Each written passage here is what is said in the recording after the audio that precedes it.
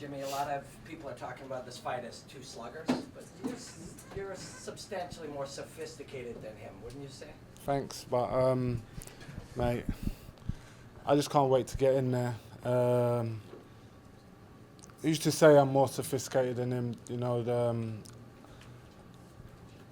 I know my skills, and once you get in there, it's a different story. You know, so it's more about concentration and everything. So if he's a slugger, you could get caught and everything. So it's all about staying focused and just getting your job done. Can you differentiate, like in your memory, between a night where you were very, very focused and really sharp and other performances where you're not quite as sharp?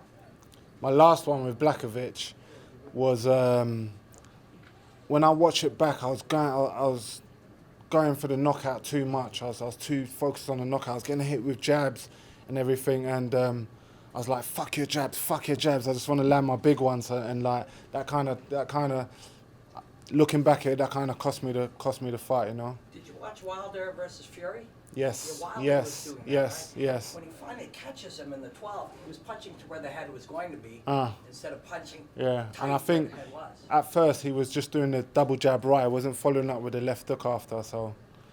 But I don't know if you've ever followed hockey where you're from, but Wayne Gretzky once famously said, when they asked why he was so good, he said, I would skate to where the puck was going to be, not where the puck was. And that's when you're looking for that knockout so hard. Setting it up, yeah, that's it. But you know, it's all about experience, and that it's all about taking the positives from each fight, even if it was a loss. So that's what I've done. Jimmy, when you look at Thiago Santos, this is a guy who started at welterweight, fought a lot at. I just started at welterweight. He started at welterweight, fought a lot at middleweight. Do you feel like he has what it takes, the size and just everything like that, the power to be successful at 205 like this? We'll see. Last time he fought at light heavyweight, but it was Eric Anders who was coming up as well. So we'll see how he does against a natural light heavyweight this time. So for you, does this feel kind of like a, I don't want to say make or break, but a little bit of a make or break fight for you for title contention? A little bit, but to me, every fight is not a make or break, but every fight's a must win for me. And like, I'm not dwelling on the past, whether like one loss or two losses or whatever. I'm not dwelling on. I'm not living in the past and saying, it's a must win or whatever. I must win this fight though. Do you expect to be the much bigger man in there on Saturday? I'm not worried about it. It's not always about the bigger man. Maybe when it comes to wrestling and stuff like that, but we ain't going to be wrestling in there. We're going to be banging out. Did you do anything different for this camp, or has it just been the same business as usual? Same business as usual. Each opponent, we kind of tailor a little bit, some techniques to the opponent, but business as usual. But it's like I've done 2 camps for him. Yeah, I was going to say, does that make it easier just because you had prepared for him before and you didn't end up? Yeah, definitely. And thankfully, hamstring injuries don't take that long to heal. So I was surprised myself, because when they showed me the scan of how big the tear was, I thought, fuck, I'm going to be out for like months and that. But a couple of weeks after, 2-3 weeks after, I couldn't really feel it. We were still taking it easy and that, but I couldn't really feel it. So we started training and accepted the fight. Is that on your mind at all in this fight, the injury? No way. No, it's not even been in my mind in sparring. Okay. And that on the pads and everything, I'm still kicking good and that. Touch on something you said about how when you're in there, it's really about concentration. We spend so much time training to punch and kick and move our feet. Do you train focus and concentration? Is there a way to improve that skill? We kind of tape our pad sessions and tape our sparring sometimes and that.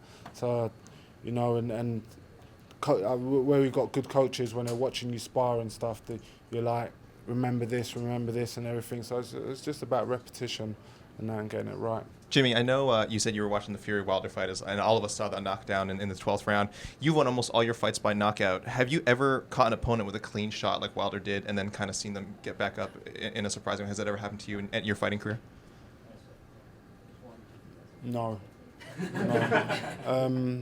Jimmy knocks him. One tough guy was Carl Kingsbury. He was my first UFC fight, and that kind of showed me the levels to all the people I'd been fighting before, because I'd knocked everyone out and everything. But when I fought Kyle Kingsbury, I kind of hit him with, not quick clean punches, but I hit him with clean knees and a couple of other stuff and that, and he was still there. So, but the doctor stopped it. So. We have the big light heavyweight title fight at the end of the month. Jones and Gustafsson, the rematch. Who do you think wins that one in terms of the rematch? My teammate Alex. I'm rooting for him, and I think he's been out. He's been out of. When did he last fight? Was it last year? Longer than last Jones. year? So Was it longer than Jones? it's longer than Oh Jones. shit! So maybe. Oh, I didn't know that. 18 How's months he or something? looking? He's looking phenomenal. Looking phenomenal. I think technically he's the best in the world. He's good everywhere, and his cardio is through the roof, and that. And mate, I'm looking forward to the fight. I'm gonna do this fight and then go back into camp with him and finish off there. So I'll be there with him. That rematch is one he's wanted for a long time. Have Yeah. you noticed an extra kind of step to his game, an extra like fuel to his fire in the gym, just getting ready for this? 100%. But he's always focused. But this time, this is the fight he's been waiting for. So he's like training like crazy. I know you're focused on the fight this Saturday, Jimmy, but the UFC just recently announced they're coming back to London. I know that that's your hometown. Is the ideal situation to get a win on Saturday and then to be a part of that London card? 100%. It's not a UFC London without me on the card. So, but I'm not even thinking about that right now. I'm focused fully on Saturday. How difficult have the last almost 2 years been for you? Past 2 years or so? It's been all right. I lost to Volkan and I lost to Blakovic.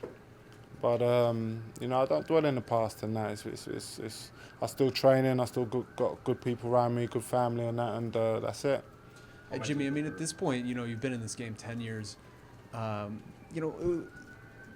there still big improvements you find that you can make in your game? Like, has your routine in the gym changed at this point over the course of, Yeah, 100%. I'm still learning in the gym every day. I haven't got a lot of mileage on the clock either. I might be 38, but I haven't had many wars in fights. I can think about, at my 21 fights, I think I've had about 3 wars in there. So I can still make a lot of improvements, and I'm still learning every day. I want to ask you about that then, because it seems like a lot of guys in the heavier weight classes can go a lot longer in their careers than the younger guys, or not the younger guys, but the lighter weight classes. Is that even like a conversation you've started to have with yourself in your head? You're 38. I've always said 40. I don't want to fight past 40. Is that still like kind of like DC? But yeah, I think I want to be done by 40. But it depends. We'll see when we get there. Sure. Does it surprise you that you're a bit of an underdog in this fight against a guy who has so little experience in the weight class? Do you feel you're being undervalued a little? Never bet on MMA.